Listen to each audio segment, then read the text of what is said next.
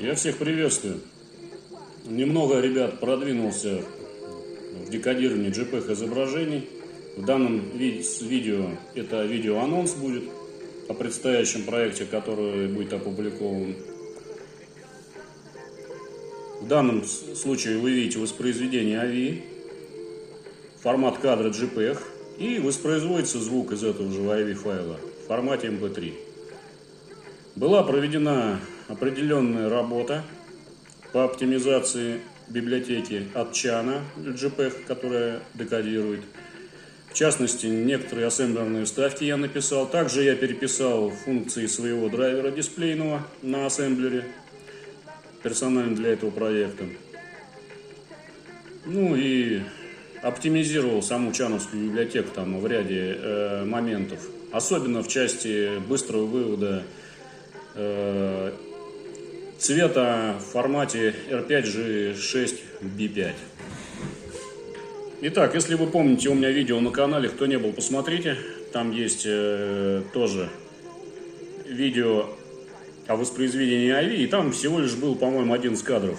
Но там был размер кадров всего лишь 240 на 135. Здесь вы видите полный экран дисплея или на контроллере или 9341, и он 320 на 240. И обратите внимание на частоту кадров. Воспроизводится все это на дешманском STM32F411CU6. Выжимаете, я люблю, ребята, с железа всегда максимум. Это у меня с детства такое, значит. С программированием еще на процессоре Z80. Вот почему-то по статистике канала видео, где нет проектов, там больше лайков, подписчиков, просмотров, чем те видео, где проекты представляются и как программирование осуществляется, рассказывается. А вот в таких хвалебных, в кавычках, роликах почему-то больше просмотров. Вот решил выложить анонс.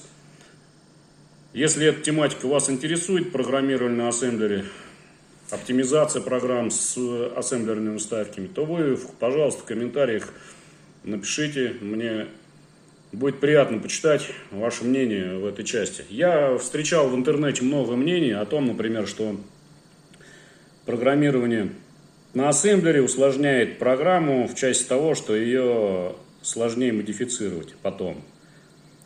Ну, спорный вариант, конечно. Да, может быть, ее дольше переводить, скажем так, из одной системы в другую, но чтобы все работало на уровне железа, а в данном случае все работает на уровне железа, то есть с SPI я здесь работаю на уровне железа. Даже KMSys в стороне здесь идет у нас. То есть я непосредственно работаю с адресами периферии. Здесь уже максимальная завязка идет на железо. То есть быстрее уже сделать, ну, просто невозможно, если алгоритм оптимальный. И вот в данном случае на частоте 84 МГц вы видите, какая интересная вещь. И музыка, и звук, точнее и музыка, и звук, тавтология, и музыка, и изображение. И обратите внимание, как это достаточно быстро для такой малышки, скажем так, бюджетной, которая на борту имеет всего лишь 64 килобайт оперативки. Да, проект расходует 80 килобайт флеш-памяти. Здесь я еще пока не сделал синхронизацию видео и аудио, но это дело 5 минут. Вот такой предстоит проект, о котором я буду рассказывать подробно более в следующих своих видео. Там будет выложена, естественно, ссылка на мой GitHub, где будет выложен этот проект. Чуть-чуть я его еще обтешу. В общем, если вас это интересует, тематика, то обязательно ставьте лайки, подписывайтесь на канал, оставляйте комментарии. Для меня это лучшая награда, так как с вами я делюсь всей этой информацией безвозмездно, ни с кого ничего не требую, не вымогаю. Помогаю, кстати, обращаются ко мне на почту, я помогаю некоторым решать какие-то там проблемные вопросы с программированием связанные. Но всех это делать не призываю, помогу не всем, потому что по понятным причинам, ребят, разобраться в чужом проекте, особенно если он натесан кое-как, то, извините, не всем смогу помочь. Поэтому, если вижу, что не успеваю по времени. Не то, что я там что-то не разбираюсь или не хочу помочь, а просто я не успеваю, понимаете? Мне сидеть с чужим проектом, разбираться, это очень много времени надо, потому что надо вникнуть в этот проект. Так что, кому, если не помог, то не обижайтесь, ну, войдите в положение, так сказать.